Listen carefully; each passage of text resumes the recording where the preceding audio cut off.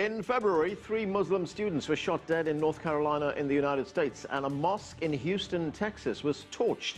Is Islamophobia on the rise? If so, what can be done to counter it? Hello, I'm Anand Naidu in Washington, D.C., and this is The Heat.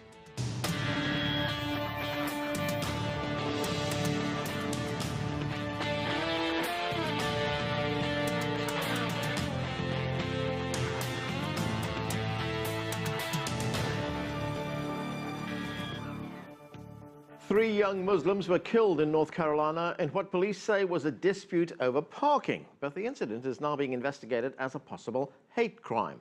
U.S. President Barack Obama sent this message to the American Muslim community following the incident. Many Muslim Americans are worried and afraid. And I want to be as clear as I can be. As Americans,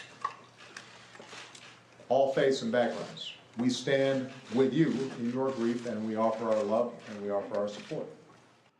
A report by the Center for American Progress found that there is an Islamophobia network spreading misinformation and hateful propaganda within the United States about Muslims and Islam. In Europe, Muslim advocacy groups report a rise in Islamophobia. They also report an increase in attacks on mosques and on Muslims following the deadly shootings at the French satirical newspaper Charlie Hebdo, where 2 Islamist gunmen opened fire. What is the situation like for ordinary Muslims facing Islamophobia? What's the role of the media in all of this? And why is religion being conflated with terrorism? To discuss this, I'm joined in the studio by Yasmin Tayeb. She is the co-author of the report by the Center for American Progress on Islamophobia. Joining us from North Carolina is Imam Abdullah Entepli. He is the Chief Representative of Muslim Affairs at Duke University. And joining us from London is a spokesperson for the Muslim Council of Britain, Tala Ahmed. Thanks to all of you for joining us. Yasmin, let's start right here in the studio. Your organization, the Center for American Progress, has found that there is a concerted effort on the part of some group or groups to demonize Muslims, to portray them in a very bad light. It seems very insidious. What did you find? Sure. So, as you're probably aware, Center for American Progress initially in 2011 published their first report called Fear, Inc. Fear, Inc. basically identified and exposed chronicled a tightly knit network that was responsible for fanning anti-Muslim sentiment hysteria in the United States. And the findings of our second report revealed not just that this network has continued pushing for discriminatory policies against a community of 3 million Americans, but what we found out was that this network, which is comprised of a tightly knit network of funders, organizations, activists, politicians, as well as media commentators, the money that has been contributed to this network has increased. There's about $57 million that's been contributed to this network. That's essentially a group of hate organizations that they're spreading misinformation and hate about Muslim Americans. So they have the money, they have the voice. Mm-hmm. Are they being heard in the United States? Unfortunately, unfortunately they are. What we try to make clear is that this is a fringe network. We'd like to keep them on, the fringes of American society. They're obviously not mainstream, and some of the groups that we exposed and identified, a number of them are connected to, for example, the Republican Party, but these are, extreme factions of the far right. So I definitely wouldn't say that they're part of mainstream American sentiment, but we'd like to hope that they keep on the fringes. Abdullah, you're out there in North Carolina, and as I've just been saying, there were 3 Muslim people who were killed. They belong to the same family. What kind of impact did those killings have on you and your family, for instance?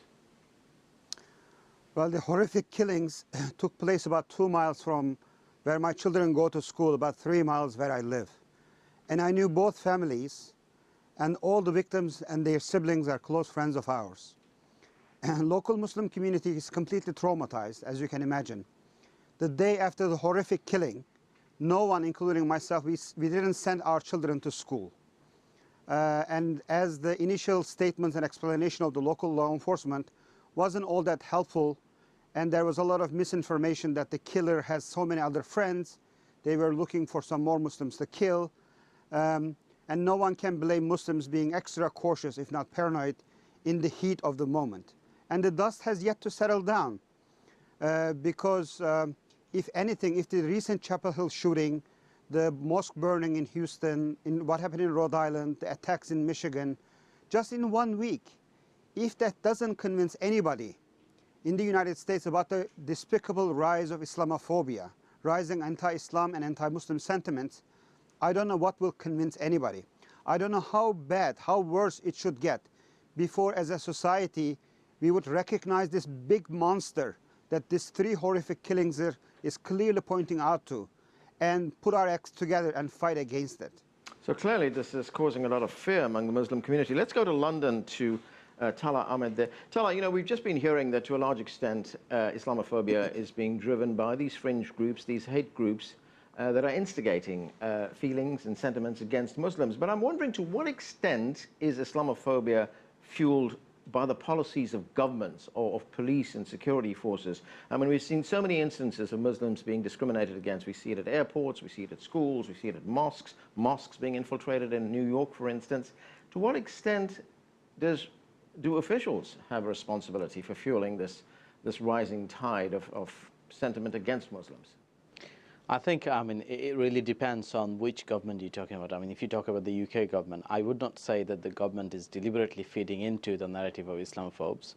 But there are policies, I mean, for example, the entire counter-terrorism policy of the British government, for example, you could say that some of it is capable of depicting Muslim community in a very negative light. And also sometimes when politicians talk about terrorism and jihadism, for example, they fail to distinguish that these terrorists who are a threat to all of us, Muslim community abhor them as much as the wider community. And yet often the connotation is as if Muslim community is complicit, almost like guilty by, you know, collective guilt, if you like. But there are other governments in Europe, for example, in Austria, you've just heard probably you'd be aware that there's a new legislation which restricts funding that Muslim communities can get. Some other countries, for example, Denmark, recently banned halal and kosher meals and so on. So in Europe, there's a varying degree to which the authorities will tolerate or, if you like, contribute to Islamophobia. But Islamophobia in Europe is real, and in the UK, for example, it is having real impact in people's lives, including some people who have lost their lives. Yasmin, we just talked a moment ago about those very tragic shootings in Chapel Hill in North Carolina, in which 3 people lost their lives. Officials were very quick to point out in the immediate aftermath of those shootings that this was a criminal action. This was not a hate crime. Sure. Would it have been different if the shooter was Muslim and the 3 people were Christians? I mean, that's the issue, right?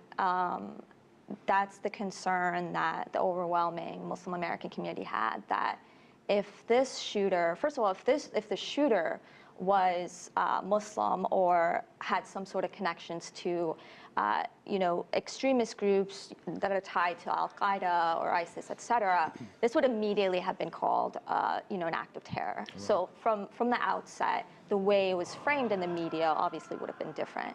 And also, I think the concern that a lot of Muslim Americans had was that, if it was reversed, would the government been quick to come out and say that, this was a hate crime?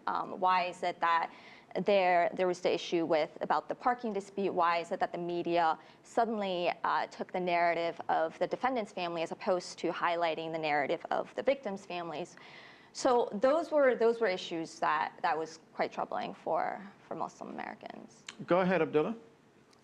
I was saying this is not a hypothetical question. There has been a number of cases in recent months where there was a crime, murder, in Oklahoma, in California, in other places, where the murderer was Muslim, and neither the media nor the law enforcement, they did not waste any time basically tying this into some sort of a global jihadi terror network, or immediately arriving into conclusions that this must be because of that person's religious belief or religious ideology or religious affiliation.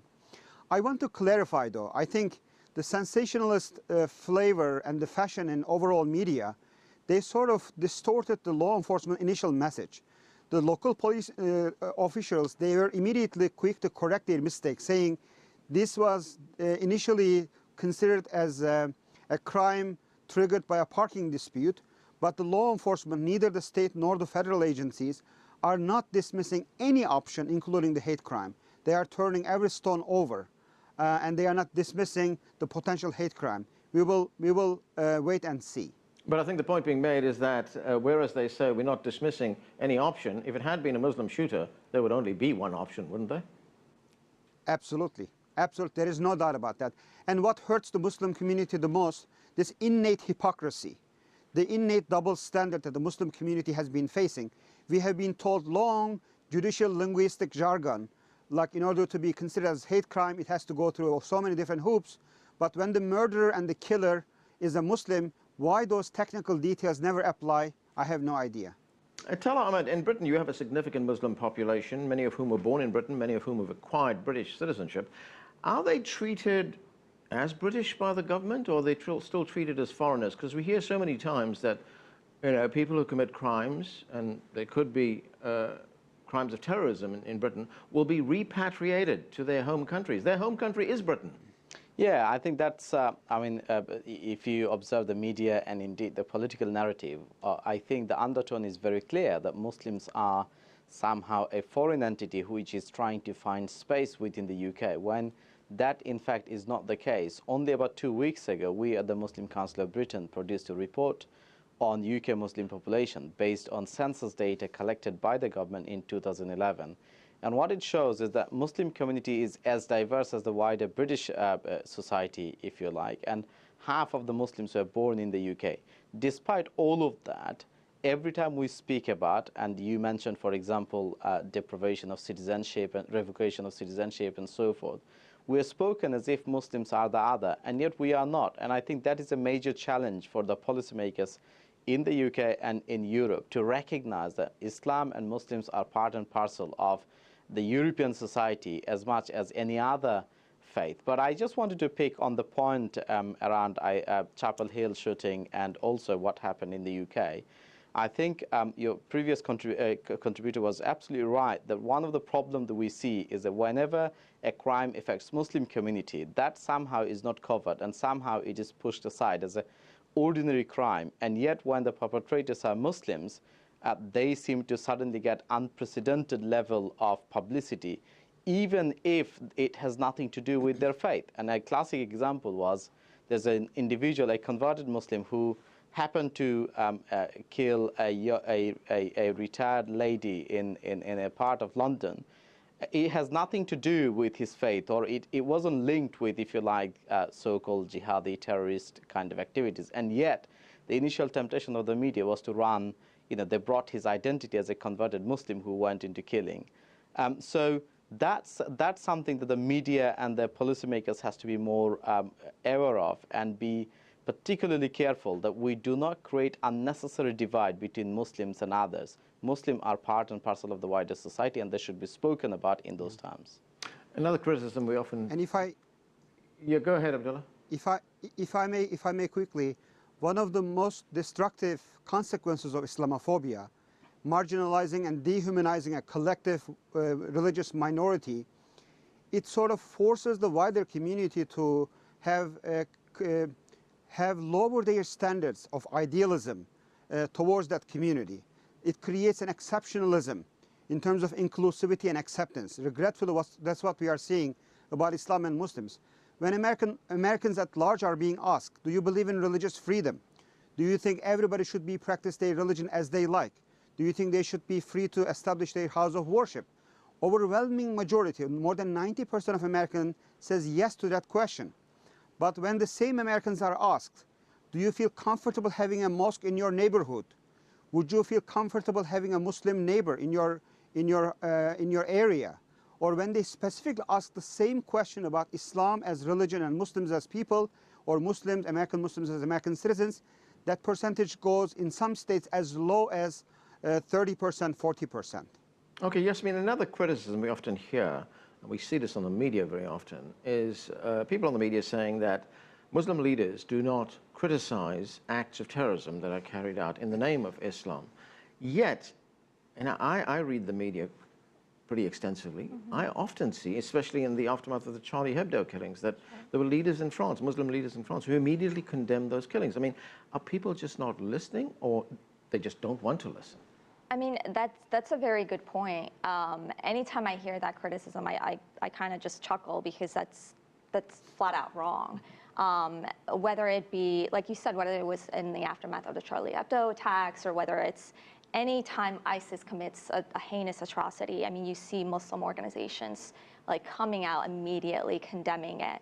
I think, but again, I think a part of it is the way these incidents are portrayed in the media. For example, I think your other commentators made it very clear that the media is very selective in what they try to portray. So they're going to obviously portray the most heinous crimes and terror attacks constantly just flooding the airways. But when they see actually Muslim organizations, Muslim leaders condemning these acts, they give them very little attention.